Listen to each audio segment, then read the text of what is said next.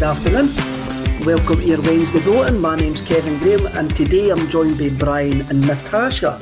Natasha's never been on the Wednesday Club before, so Natasha, a warm welcome to you. How are you feeling today? Thank you. Good. No, it's nice to be here to stand in for Colin while he's off on another holiday. I feel like that boy's always on holiday trying to pass some of it off as work, but nice to stand in for him today. Definitely, you're definitely not a support act, Natasha. You're the main event. You're the main event on this Wednesday. Anyway, Brian, how are you today? I'm great, mate. I'm great. I'm just basking in the glory of the strength and depths on ACSOM squad now. We lose a Colin, we can bring in a Natasha. It's great work. So, no, good to be here. Happy Wednesday. Colin, for anybody that's asking, will be back. I think he'll be back next week. He's actually on holiday, and if anybody's looking for him, you'll probably find him in bar 67 in Lanzarote. So if any of our Lanzaroteans are actually out that way, just pop your head in and you might find Colin having a small pint of lager there. I'm actually just thinking here, I think Natasha being on with myself means I only need a Jim Orr for the full set. For being on with everybody, I think I only need Jim Orr. It's like a Panini sticker set. I actually need it. So I'll need to get Paul to make that happen, me and Jim. That'll be interesting. Anyway, Natasha, I'm really loving this wee break. I think this wee break's been nice and calm after like what was kind of the panic going into the Tony Macaroni Stadium on Sunday. And this week, calm this week, the 8 days before the Dundee United game, it just feels really good, eh? Yeah, I don't remember the last time we've had a sort of break like this. And it does feel nice just to take a bit of a breather because there was a hard run of games there sort of culminating in this one that everyone was dreading at the Tony Macaroni. And I think there was a sense of if we can just get to that game and keep the points gap as it has been. If we can get to that game and still be 3 points clear, then we'll be happy.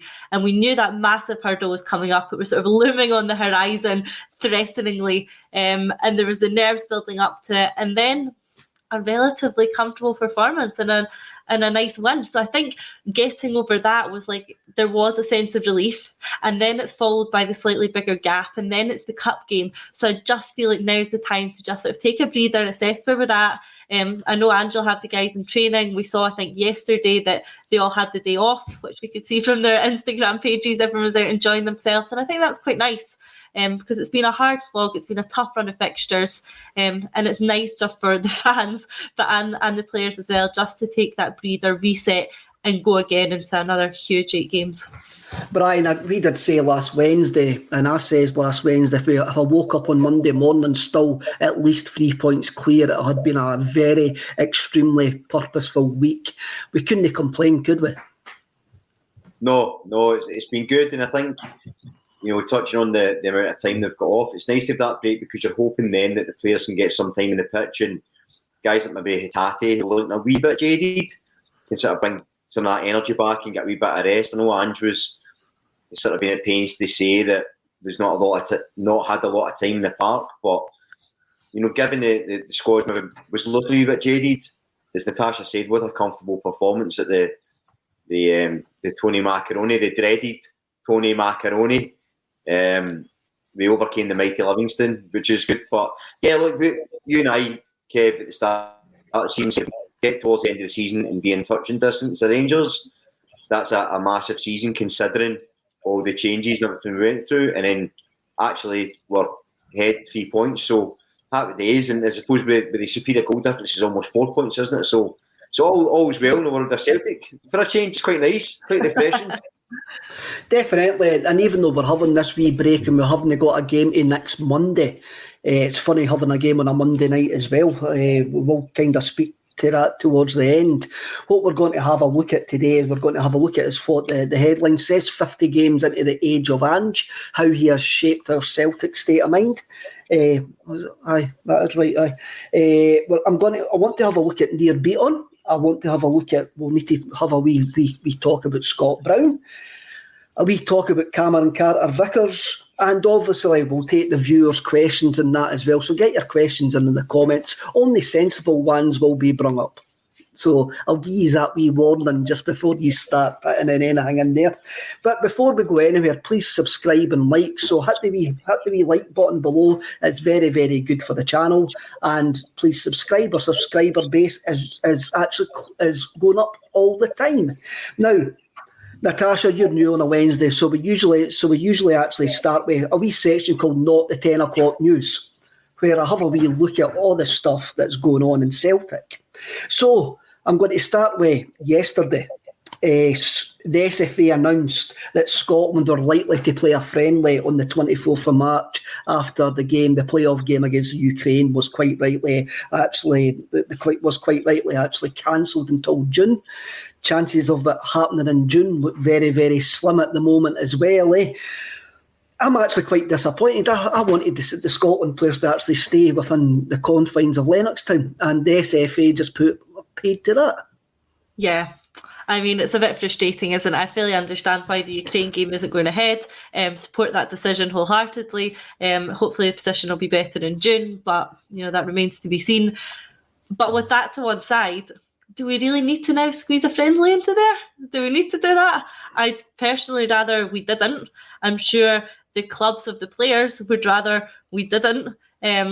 So a totally meaningless friendly in a key part of the season, I'd quite like to skip that. I don't know if Ange will be issuing any instructions about how many minutes players like Callum McGregor can play. I hope he does.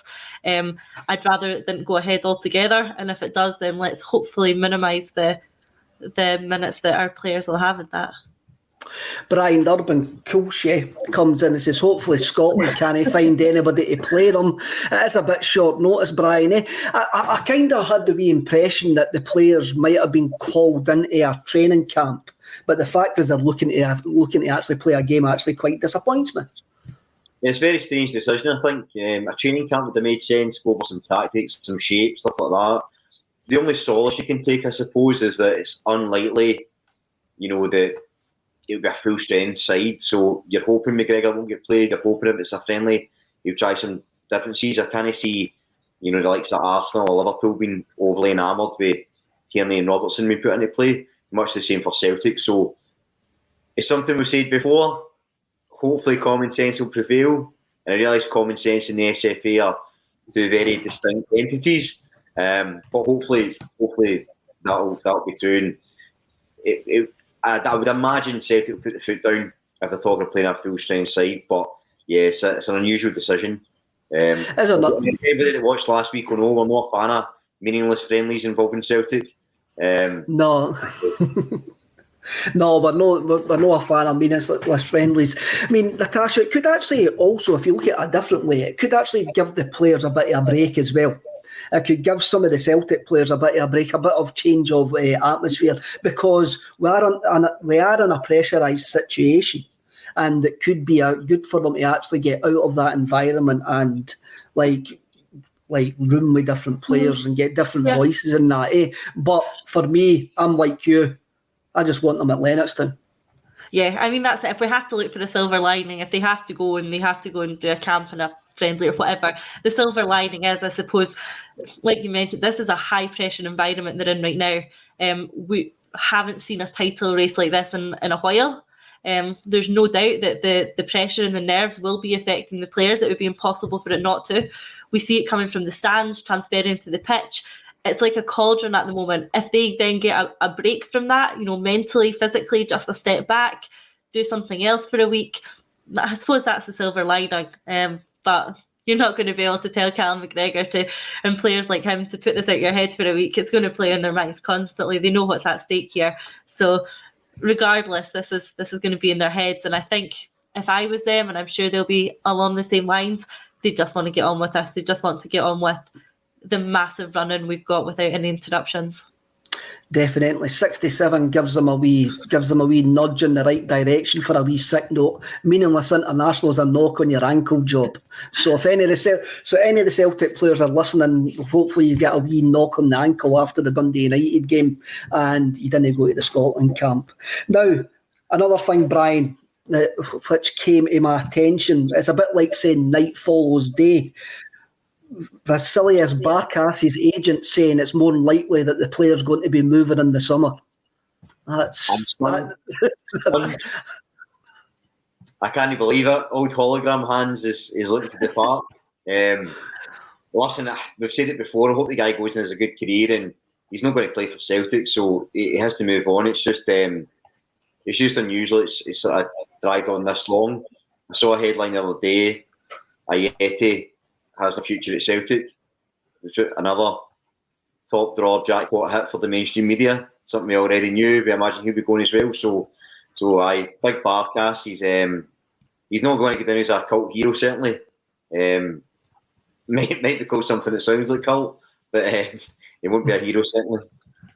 Natasha, we're going to speak about players and money and contracts later on, But the problem Celtic may have is Barkas is probably on a very high wage, a wage that he probably won't get anywhere else in his career. That could be a massive sticking point for Celtic, It could, and I think some of that will come down to the player as well. He needs to decide how much he wants to actually play football. And at his age and in the stage of his career, he needs to be out there playing football. This can't be enjoyable for him. You know, we've all sort of read or heard about the struggles he had when he first moved over. It was totally different circumstances. It was a difficult time. There was lockdown. He was living himself. This can't have been an enjoyable period for him in his life or his career. If I was him, then I would be hoping to get back out there somewhere I can rejuvenate my career and my life again and be playing football and enjoying my football. And if that comes at a slight wage cut, you know, we're not talking about putting him on the poverty line here. He'll still be earning some good money. So hopefully he sees this as well as an opportunity to go out there and reinvent his career again and start to be playing football, which is what footballers should want to do. So hopefully something works out for all parties there and he moves on and has a successful career somewhere else. Well, interesting you say that. Kieser comes in and actually says if this is going to come up, Barkas will be following Lenny to Cyprus. Could you see that happening, Brian? Could you actually see Vasilius Barkas following Neil Lennon to Cyprus? Anything can happen, I suppose. It's I just got a mental image there. A poor Lenny who need to be factor 100 on, wouldn't he? I'm not sure who's going to be worse off. Colin Figueroa got Lenny for Northern Ireland over in the sun. But it's certainly. I mean, I don't know what about that separate team. I don't know what their kind of budgets are and stuff. But it's potential, I suppose. Although I'm not sure how much Lenny will be looking to reconcile and catch up with Barkas after the season they went through together. I imagine he's probably got Barkas PTSD. So we'll just have to wait and see. But it's an idea. Nothing would surprise me. Nothing would surprise you in football. I mean, obviously Neil Lennon got the job with Nicosia this week, and there's been a lot of rumours, Natasha, regarding his potential assistants or guys who are going to give him a dig out. One of them seems to be Mark Foran, the ex-Celtic player as well, who's coached in Germany and also actually played in Cyprus. So Neil Lennon's looking at taking him. And you've also got the Jungle Drums that are actually beating as well, that Scott Brown, another guy who's going to need factor 100 on his head if he's going to go to Cyprus, could be heading out there as well. It's an interesting move for Neil Lennon, an absolutely interesting move. What do you think it actually says about his status in this country now, that he's had to move to Cyprus for his next job? I think obviously he'll spin it in the fact that he, wanted something different. He wanted to move away from Scotland, which I totally understand. I think is a good move for him. I think he might have foreseen that as being England. His stock will not be that high there. So I think for him, this is probably the level he's going to have to accept if he wants to start rebuilding any sort of reputation as a manager. In terms of backroom staff, he's not been very consistent or successful in terms of his previous background picks. So it will be interesting to see who he takes with him this time. You cast your mind back to when he had Mialby and Thompson, and that didn't really work out for him. There was the fallout with Alan Thompson, and that all didn't end very well. And then he comes back and he's got Kennedy and Strachan, who clearly were not going to be his picks or his choices. So it'll be interesting this time round to see who he chooses as his backroom team and to see how successful that is for him. In terms of Scott Brown, I don't think that's a very good move for Brown. I don't know if he wants to, sort of line himself with Neil Lennon here and join his ship. I think there might be better moves out there for him, particularly with moving over to Cyprus. There's potential to be slightly forgotten about. I don't think Brown's career is in the state that he has to move to Cyprus to get a job. I think that there'd be plenty of teams in Scotland, perhaps Celtic, we can come on to talk about that, who would offer Scott Brown a lifeline here rather than see him move over to Cyprus. That's a perfect segue, Natasha. We may as well move on and speak about Scott Brown just now. Barry McCormick comes in and tells us that Neil Lennon's new club have had 7 managers in the last 5 years. So Stephen Presley telling Neil Lennon not to unpack his case could actually be true there, if that's anything to go by. Sturds Lanigan, Cyprus is heavenly, so job done for Lenny. Cyprus is a complete and utterly lovely country, so it's a nice place to try to restart your career. And Monty comes in. Monty's a well-known contributor to the show. Neil Lennon deserves all the good luck going. I hope he does well. We'll always love the man. Brian, I hope Neil Lennon does well, actually. Anything that happened last season is completely finished now. And I'm back at looking at Neil Lennon, who made a massive contribution at Celtic, not the Neil Lennon of last season. Of course. I mean, listen, we'll always love Lenny. We can't not. And I think, actually, so although I was having a joke earlier, I actually think it's quite a good move for him, because I think, he's a guy who in the past has been quite open about his mental health problems. I think away from the sort of goldfish bowl of Scottish football, and even if they got a job down south, there's a lot of pressure and there's a lot of spotlight still. Over in Cyprus, he can probably go do what he enjoys, live a bit of time in the sun, and hopefully not have any of the sort of grief or any sort of horrific abuse he's taken over the years. So I think it's a good move for the guy, and obviously he's always going to be a Celtic hero to so many. And last season aside, you wish him well.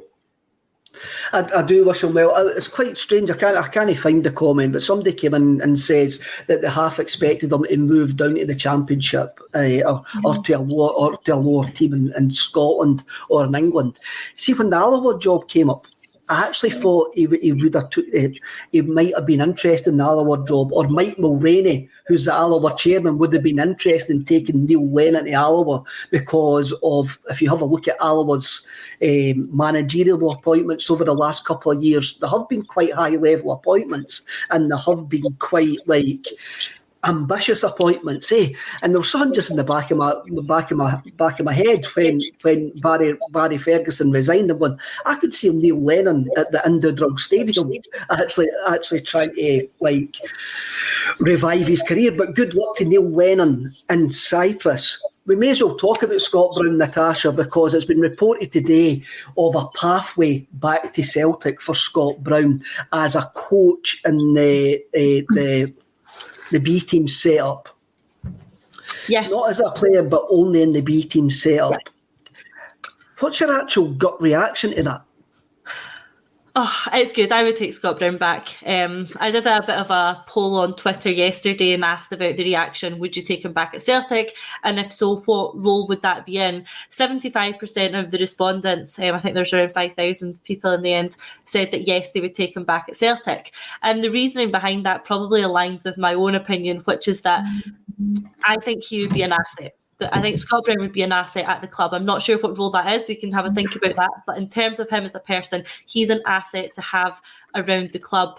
And someone of his leadership, someone of his character, someone with his experience of being at Celtic is going to be valuable in some role. You can look at how he's constantly referred to by the players in our squad at the moment, from James Forrest, Callum McGregor, Kieran Tierney, who's now obviously left, Michael Lustig. Players like that all speak so highly of the impact that Scott Brown had on them as people, as players, as their careers. If we can harness that and have that, passed on to our youth team and the younger guys coming up, that's invaluable. So I would have Scott Brown back, and I fully get the other side of the argument, the sort of 25% who replied, which is that, this is up to Ange. It's Ange's coaching team. If he wants Scott Brown, then that's up to him to assess Brown as a person and Brown's coaching credentials. So Ange has to be sure that this is the right man to come into the club as well. And yes, he doesn't have a great coaching experience. I believe he's done his badges and things like that, but he doesn't have a lot of experience.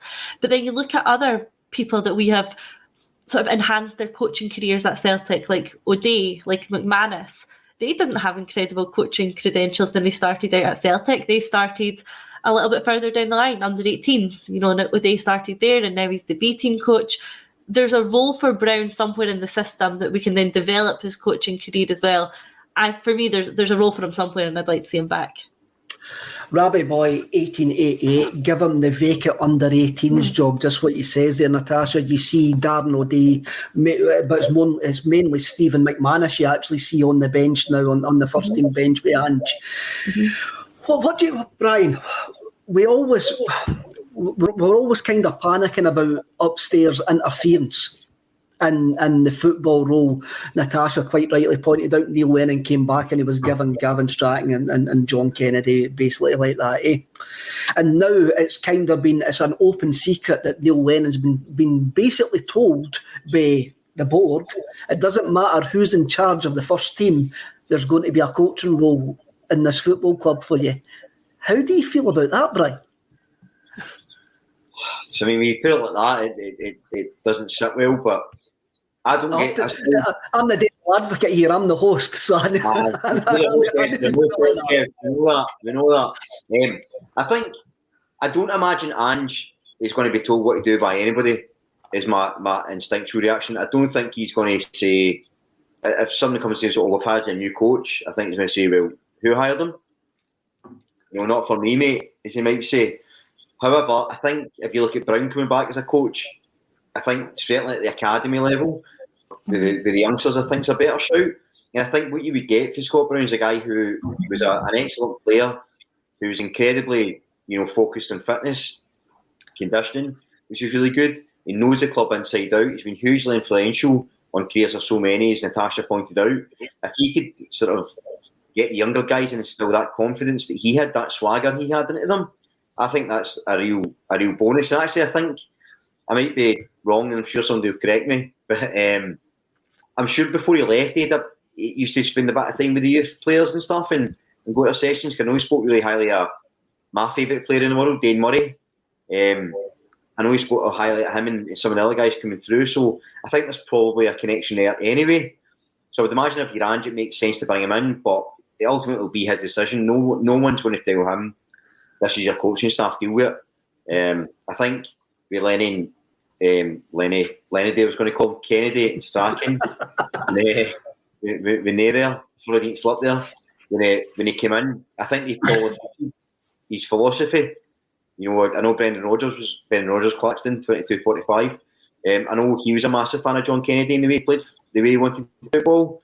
And Ange, you can see similarities there. So I think they probably fitted his mould.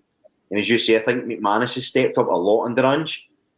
So there's no reason Scott Brown can't come back and have a part to play. But I would suspect it will be with the sort of youth set-up or the B squad or whatever. Do you think that Ange would have a problem with that if he came into the youth set-up? Natasha, you would got to hope that Ange Postecoglou would have the final say. The man seems to be shaping the club in the background. And I'm sure he understands the importance of Scott Brown as a player, as a man, as a legend to Celtic Football Club. Yeah, of course he'll understand. Yeah, I think you get that. And he'll know that maybe Scott Brown in an under-18, under-16 capacity, moving up to the B-team capacity, would be an idol to the players coming through. And Celtic have had an awful problem recently with guys disappearing to Man City, Bayern Munich and stuff like that. So maybe having a legend like Brown in there would keep those players there, as long as these players are seeing a pathway into the first team. Yeah, I think that's a good point. We've talked about it before on the show and otherwise, that we do have an issue with retaining the higher quality youth players at the moment. Hjeldi was one of them. We're talking about Ben Doak moving as well. So there is an issue that needs addressed in the sort of younger setups about why they're looking down south to further their careers and why they aren't seeing Celtic as the best option for them. Could someone like Scott Brown do that on his own? I'm not sure. I think he'd be a great person to have around the squad. Someone who was a parent of one of the under-18s reached out to me last night in reply to the poll and said that his son played for the under-18s and he knows that squad would welcome Brown with open arms, and of course they would. Brown's a club legend and I think he'd get a great reception from the younger players. Ange, like Brian has said, isn't going to be told who to include as part of his setup. He won't do that. But what he will do is he'll trust the people round about him. He's already shown great confidence in people like Kennedy and people like McManus. And even if Ange doesn't know Brown personally that well himself, these guys do. Kennedy and McManus will know Scott Brown very, very well. And I think Ange will trust their view and their opinion on him. And I think they'll recognise the value that bringing Scott Brown back could have. They'll pass that message on to Ange. And I think he'll trust them in terms of that being a good appointment. There is two ways of looking at this. David Bradley via YouTube, no Kev, not the now. I didn't. Hopefully he's meaning Brown and just maybe no me just talking. I don't know about that. Francie WLU, hiya Francie. Bruni coaching at the academy is a no-brainer. It'll be interesting to see where Scott Brown goes next. It seems to be that Jim Goodwin just didn't like the thought of Scott Brown being at Aberdeen with him after Scott Brown was interviewed for the St Mirren job as well. And it could well be, we're talking about Scott Brown coming back to Celtic. He's already been interviewed for the St Mirren job. So there could be other jobs out there for him that are a higher level than coaching at the under 18s or B team level. So we don't know. I've got a couple of questions for you, Natasha, that have came in. So, Paddy Laverty, Paddy's for Belfast. Now, will Natasha admit to cheating on the ACSOM quiz last Friday night? This must be Colin under a different name, I'm telling you. There was absolutely no cheating on my part in the quiz on Friday night. I'm happy to hold my hands up and say that. But I am going to throw Colin Watt under the bus here because he admitted that he keeps the comments on his screen while he does the show. I have mine turned off. Colin has them on. So Colin had a stream to answers and I didn't. So what I think this proves is that Colin, in fact, cheated on the Friday night quiz and that I didn't. And I think I need a recount somewhere here because I don't think I lost that. That's brilliant, Brian. Colin's no here to defend himself and Natasha. Like Neil Lennon last season, just threw him right under the bus there. Eh? Happy holidays, Colin. You're getting slaughtered, pal. McMahon 67's calling you Lee Wallace. Natasha. Oh, Natasha, that's poor grassing. Right, Lee. That's what I'm going to call you for the rest of the programme. I'm going to call you Lee Wallace. I lost the quiz. I'm still bitter about it. There was 1 point in it and I'm still bitter about it. So, yeah, I'm going to throw Colin under the bus here. Brilliant.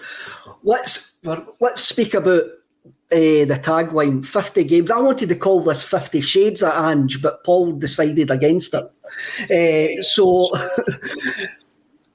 Ange Postecoglou's 50th game for Celtic was on Sunday against Livingston. And it's fair to say that we've come a fair distance, Brian, since he was appointed on that Friday, or was it the Monday after the Eddie Howe debacle?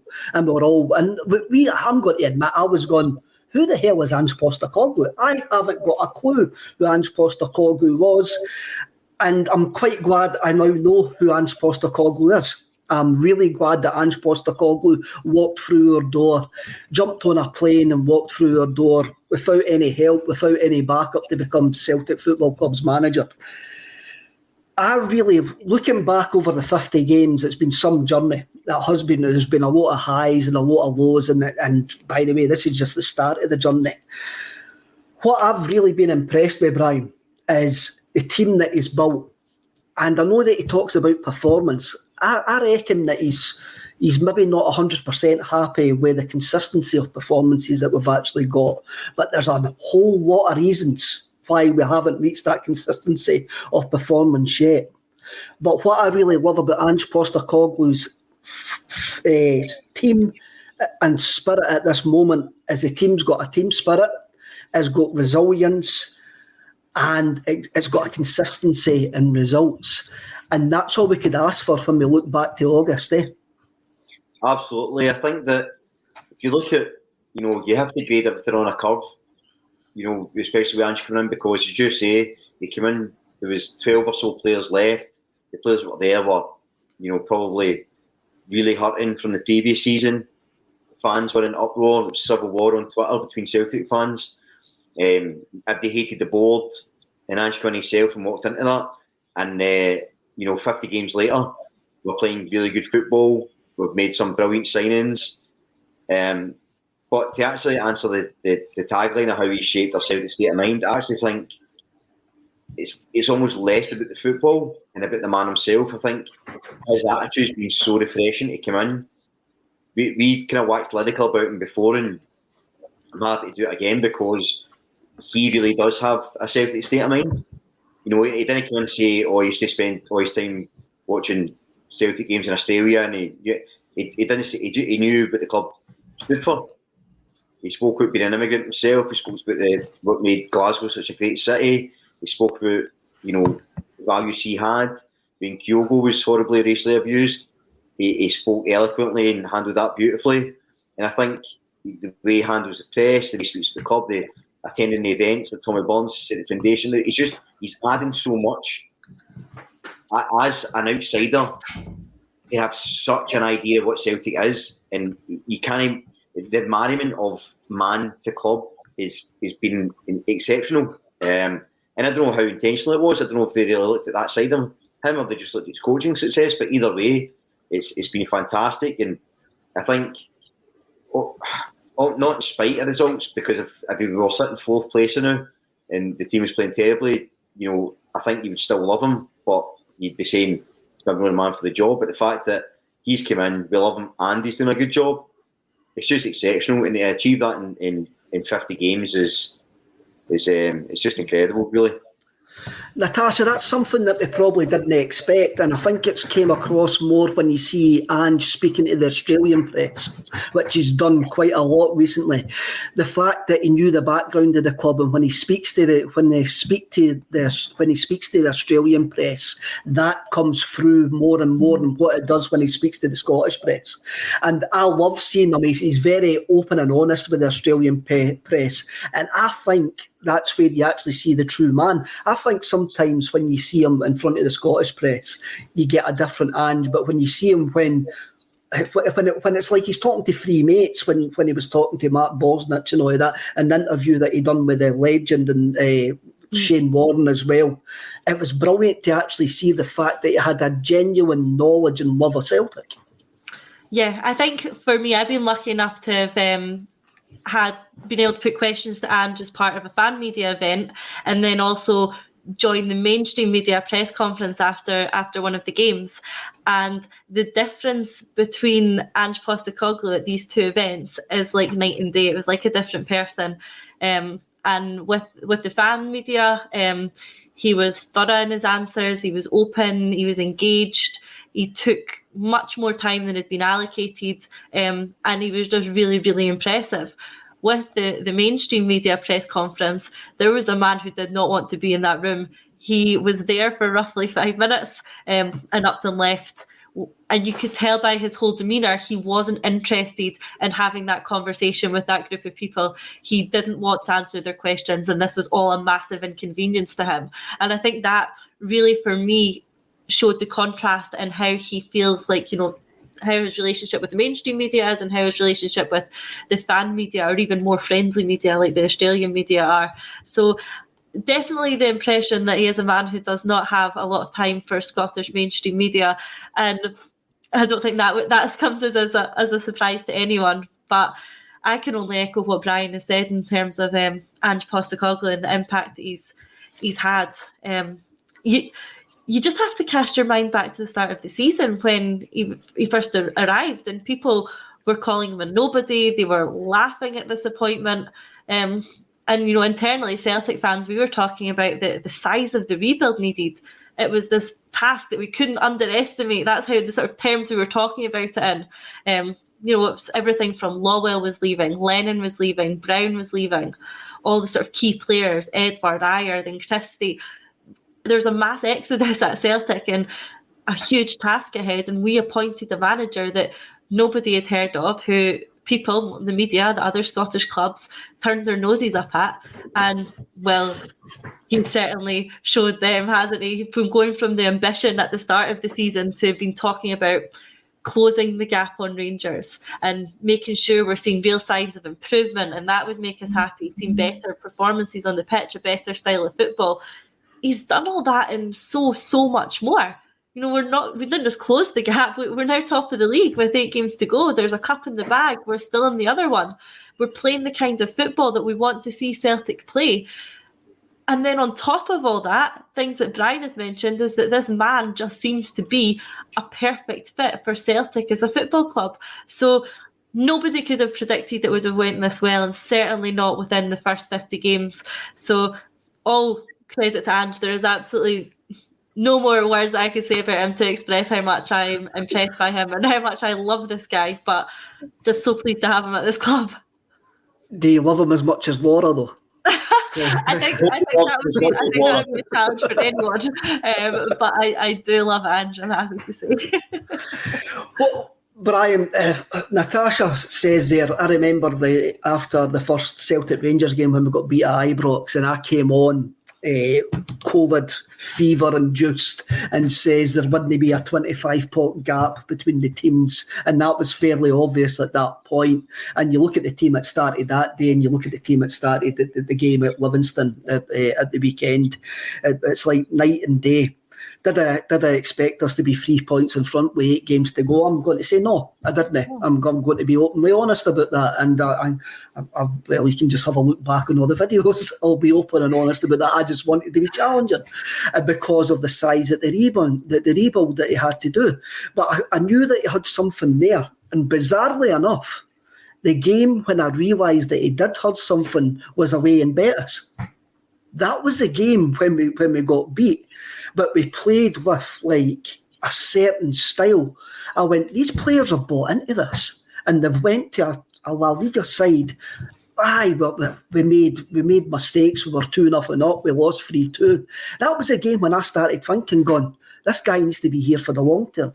This guy is now, and gradually we've been chipping away. Then we get to the point beating Rangers at the New Year with an absolutely fabulous performance. The performances are there, but what he's actually built so far is a team spirit, and there's a framework there. What I'm going to say is there is a frame there, but we haven't got a coloured-in picture yet. There's not a coloured-in picture there. That picture is still to get coloured in, and we're looking at a situation at the moment where a team which has just got a solid framework could end up winning the league.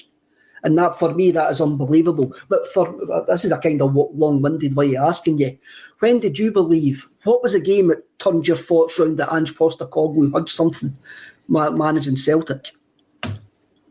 I don't know when I sort of initially thought. I sort of bought into him quite early because the way I see the club's future is kind of the way he was talking about it. The sort of long-term, the continuity, the attacking play, the pressing. And that's how I want Celtic to play. So I kind of bought into what he was saying. The games that stick out for me is where I really thought there was a tangible feeling of this guy's got it. Was the first one was actually Leverkusen away. So something like the Betis game, I thought went over there. I thought we played excellently. We lost, but we ran them close and we played good stuff. We looked fearless over there against a very, very good side. It was one of my favourite performances because I think they scored twice in the last 15 minutes or something and won the game. But we were excellent for that first 70 minutes. And the second was the League Cup victory. I thought actually having a tangible trophy to show the Celtic fans that last year was miserable. We've got another trophy. This is working. This will work. The proof's there. And if you look at that, if he'd have lost that final, there'd still be question marks over the mentality. I thought that was so key for how the fans perceived him, how the players believed it.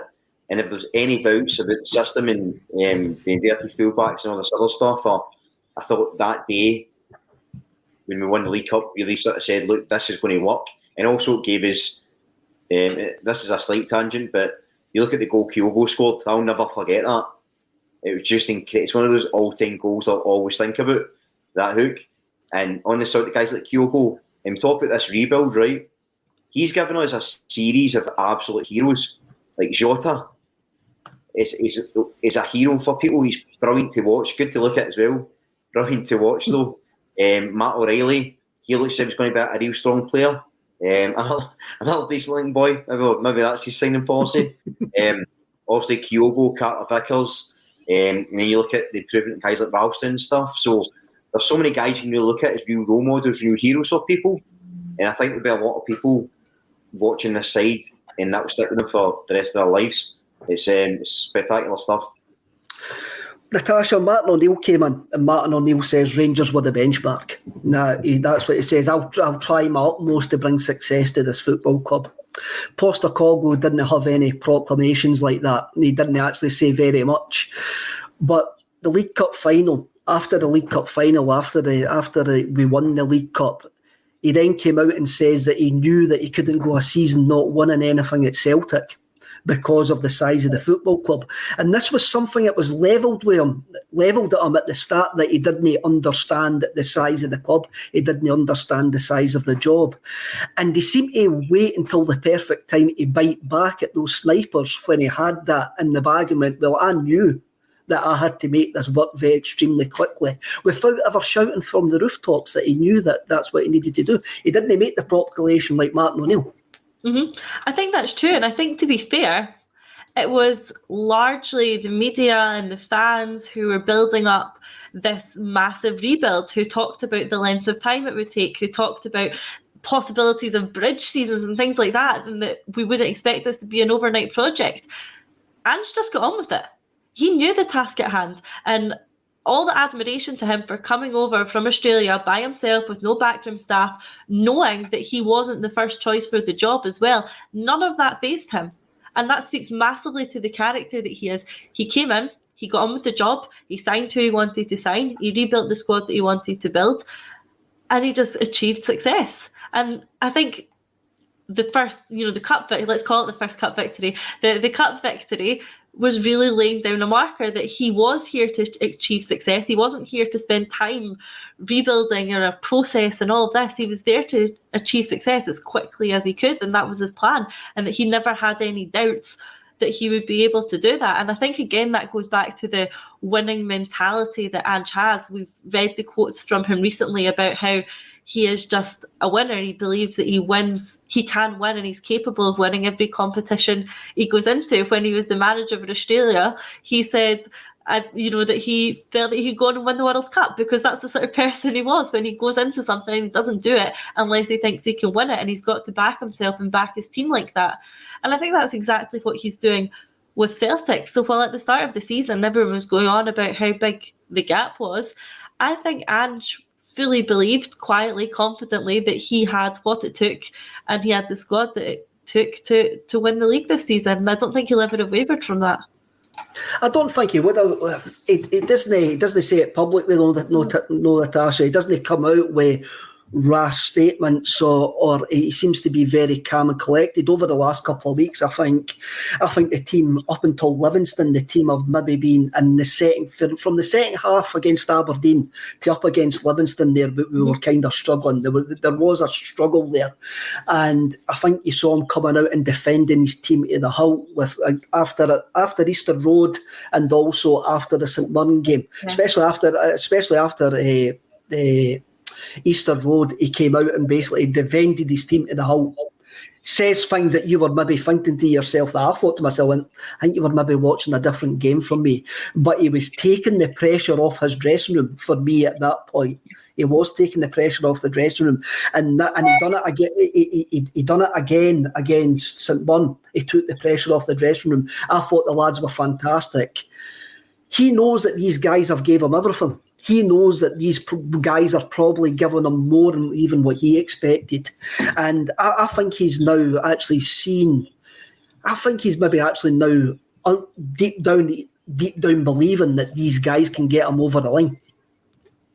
Yeah, I definitely think so. And I think what you're saying is true. I think that the mentality aspect of it is now being very managed by Postecoglou. So when some of his comments post-Hibs, the initial reaction was, what have you watched? That was dreadful. And he's, out there supporting his players. Once, the sort of disappointment died down and you took a step back to think about what he was saying, it then became very apparent that he was trying to do a bit of man management here. We've touched before on the show about how few players have actually even played over 50 games for Celtic. There's a lot of inexperienced players here. There's a lot of players who have never been involved with the pressure associated with going for a league title. And none of the players really have been in a league title race that has been so tight in a long period of time. So there's a lot of pressure here and a lot of inexperience, and I think Ange knows that he needs to manage that. Like we've seen it in recent weeks, we saw it at Hibs, we've seen it in other games. The fans are getting nervous earlier and earlier because of what's at stake now. Of course, we're nervous about dropping points. Of course we are, and what's at stake is huge.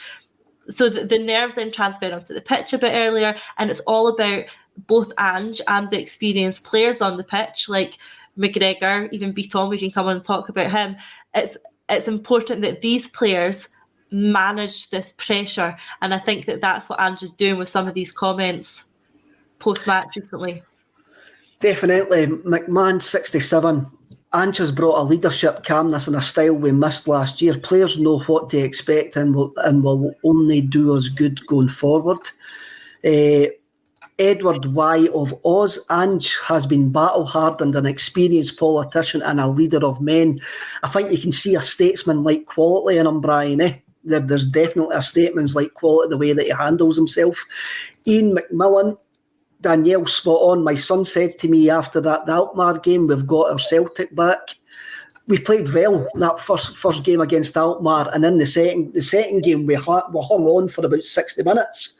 Then we actually sold the game out. That was maybe the start of saying this team is going to have resilience. And I'm going to go back to McMahon 67. Brian, I'm going to come to you about this. Do you think we're all a bit naive with how much Ange already knew about Celtic, and that's why he's been able to handle the media so well? We all just thought he didn't know. What do you think of that, Brian? Possibly. I mean, look, it's not stupid. He's also done a bit of research as well. You know, he's going to apply for a job and know nothing about it, so he had a knowledge base built in. I think what we're saying is it's not as much known about Celtic.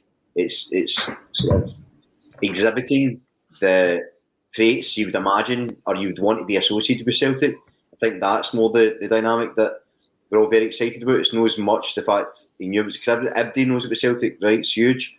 It's more the fact that it's the sort of culture or the community side of Celtic we live on that he exhibits, and I think that's really key. And just to pick up on something you were saying about the defending the players, I think that's absolutely spot on, because there's no way he's been in that dressing room not dressing them down for those performances. You heard the way he reacted at the Wraith Rovers game, you remember? I can't possibly repeat it, but you've been terrified going into that dressing room. Yep. So there's no way he's tolerating that. And if you look at things he said in the past, no matter how good the performance is, he wants it to be better. You can never stop improving. So I think it's very clear. And I think as well, you've got to gauge who it is he's speaking to. As Natasha pointed to earlier, he's not a fan of the mainstream media, especially in Scotland, and some of the ridiculous questions they get asked. So the responses we give to them would probably be, I don't want to say disingenuous, but they'd be a bit more cookie cutter than it would be with the fan media and stuff. And I think so, especially when you get that clown for the BBC. They put him in his place the other day, which was excellent. And there's maybe the result you wanted. And that's indicative of his attitude towards them, because you can see that. And I think, as I say, it'd be very different Ange in the dressing room. But he's right to defend these players. He should be. We've saw what happens when you throw players under the bus. So, you know, it's proofs in the pudding, really. Definitely. Natasha mentioned we went to Livingston on Sunday, and there has been times this season where we've only had two guys in the team who have played more than 50 games for Celtic. He went to Livingston on Saturday, and they brought in Tony Ralston, they brought back Cal McGregor, Near Beaton, James Forrest, Tom Rogic. All these guys came back in the team. For me, I'm looking at that centre of midfield, and I think that's a centre of midfield that will probably start at Ibrox. I think you'll maybe see that midfield more and more. And in that midfield, and Danielle, yes, I'm going to start talking about Big Nero. I'm actually going to start talking about him. In that midfield was Near Beaton, a man who's maybe been reborn this season, Brian. I really believe that this is Near Beaton's most influential season in his 9 seasons at Celtic. What's your thoughts on that? I think that's absolutely spot on. I can't think he had a better season as such. And I think it's the best football he's played as well. I really do. I think he's in it. He's another one that he's been really improved, and he had a disappointing start under Ange. It's different with Ralston sort of hit the ground running under Ange, and so did Rogic. You saw that improvement immediately. With Beaton, or Big Nero, as we're calling him, he took a wee bit longer. Obviously, get the red card in the Michelin game, and there was a few incidents with him. But he came on, and my outstanding memory of Beaton, I hope there's more to come, but it was the game against Hearts where he captained in place of McGregor, and I thought he was excellent that day. I thought it was a real captain's performance. He was exceptional, and that's when I think of him, that's the image I think of, and that's probably the game I'll remember him for. And there's no many other games I can think. Big Beaton was brilliant that day. But again, you saw him. He had a real bad night against Bodo Glimt. The whole team did. But then to come back at Livingston, another tricky place, and play so well, it was just excellent. And I think comfortably his best season at Celtic. And I think if he gets a testimonial, which will be due next year, I think I'll go. Whereas maybe previous years I've just geared up and miss. Somebody just came in, Magnet 6, the ringer off, Kev. Sorry, it's my mechanic phoning. My car's in for its MOT, so he's trying to get him, and he's phoned me 3 times, so that probably means it's going to cost me money. So I'll just ignore it at this precise moment in time.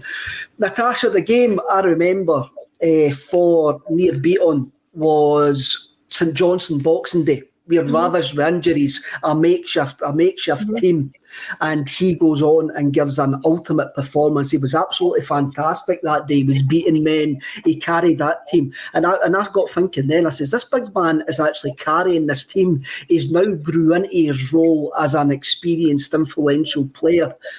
And I can't remember any other his 9th season where he's played such a pivotal role in a charge, hopefully, towards a title. I think he's had to step up as well. I think, over the last year or so, we've lost a good core of our experienced squad.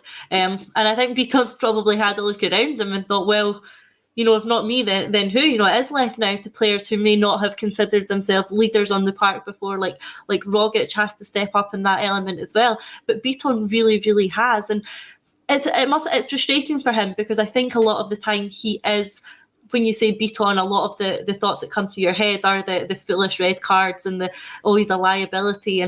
But I think that's actually been quite harsh on him in the role that he's played at Celtic over the years, none more so than this year. I think you're right that he has really stepped up into this leadership role, but it's not just the fact that he's one of these experienced players. We need that in the run-in. We've talked about that until we've got players with that experience on the pitch and in the dressing room.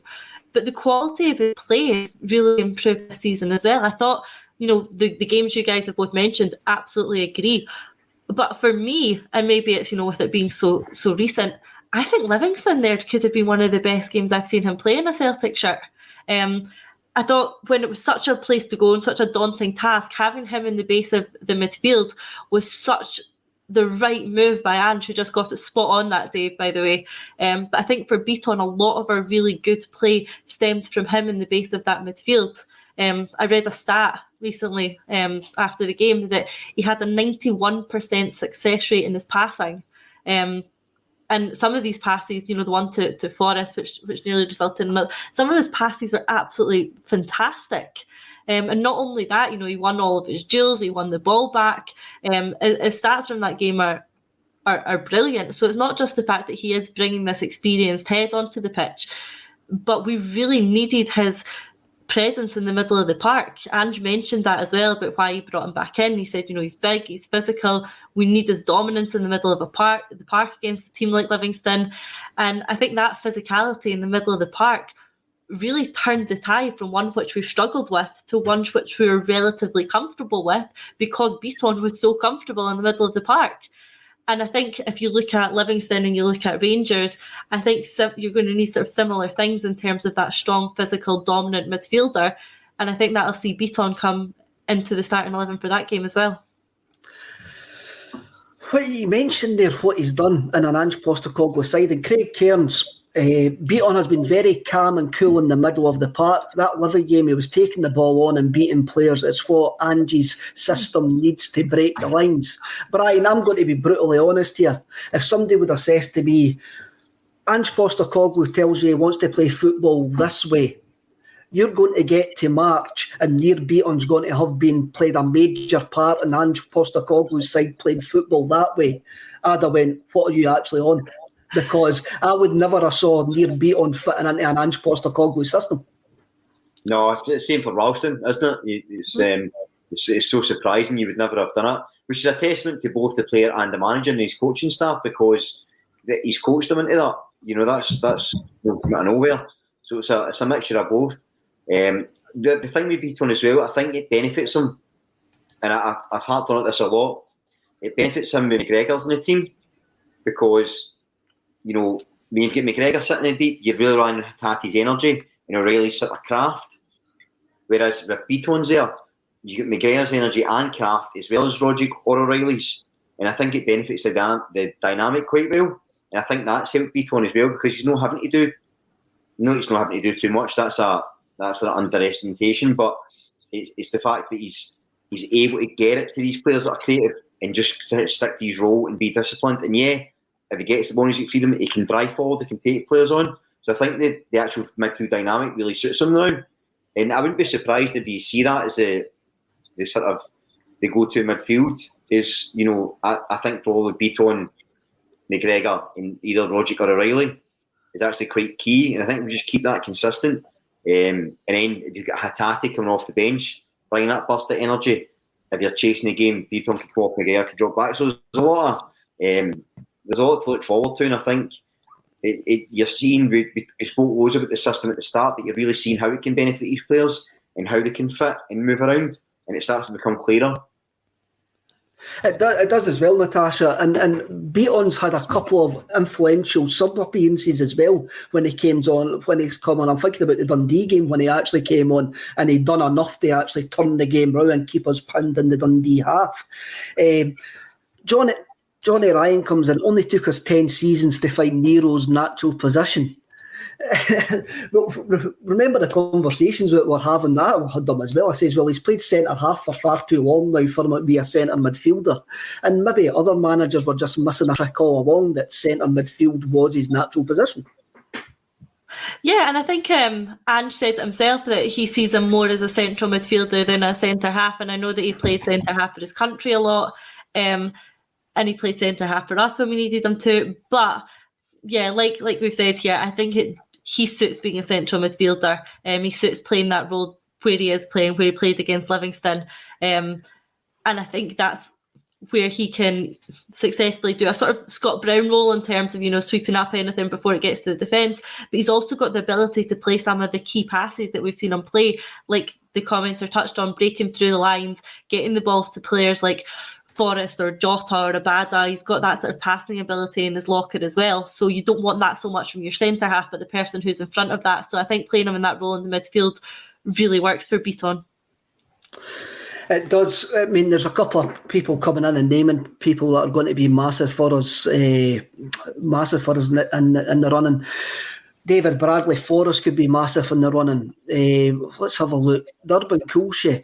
Beaton will be nowhere near the injuries when injuries clear up.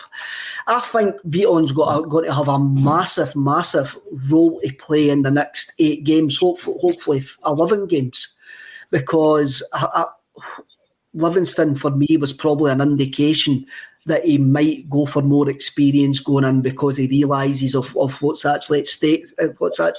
Now. William Kennedy, all the players are benefiting for McGregor being in the team, but McGregor benefits from Beaton much more. What do you think of that, Brian? That's a great point, William? Yeah, that's kind of what I was alluding to earlier. I think I like McGregor further forward. I think he can give you the energy for Hattati, but with the sort of incisive passing of an O'Reilly or a Rogic, I think he really benefits in that position. I think what happens sometimes though is because so many teams sitting against us, you probably need as many creative players in the park as possible, which is probably why McGregor sits deeper with Hattati and, say, Rogic. But actually, I think, I agree with the commentator, I think McGregor's better forward, and I think having... Because they know each other really well as well. You can't underestimate that, how long they've training together, playing together, getting to know. Apparently, Beaton's a really popular guy around the the dressing room, apparently players already like him. So having him on the park, knowing where he's going to be, it can only benefit McGregor. So I can't remember the commentator's name, sorry, but it's spot on. Natasha, what do you think about that before we wrap up for today?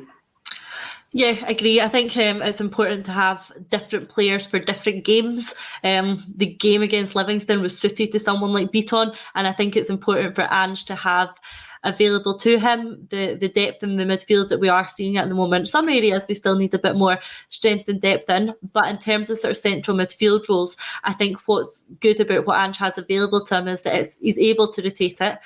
It's going to be a difficult run in. Different games are going to require different players, and he has different players available to him. You know, we even have to look at David Turnbull will be coming back soon. Will he be rotated in? Who will rotate out? It can only be a positive to have the quality and depth that we do in the middle of that park. I think Beaton has no role to play. I think he will have some role to play. Will it be in every game? I'm not sure, but it's a great problem to have, isn't it? As Ange Postecoglou seems to do, it's all down to the system, not the individual players that come into that system. But we're all in agreement that Nero has been absolutely fantastic for us this season, no matter what happens between now and the end of the season. I'm going to do a wee bit of housekeeping here. The Urban Cool She, I'm getting told how to actually say it. Studs have given up at this stage. Studs Lanigan, it's Cool She. And John Currell tells me it's Cool She. So sorry about that. I won't get it right at one point. I'm looking. Just call him Urban. Just Urban. I'm just going to call him Urban from now on. This has been brilliant. Thank you very much, Natasha, for joining us on a Wednesday. It's been great having you on, Brian. It's always a pleasure having you on. Everybody, I hope you have a great week, and remember, just be kind to each other and always keep it Celtic. So thanks for tuning in. Hail, hail, and I'll see you all later.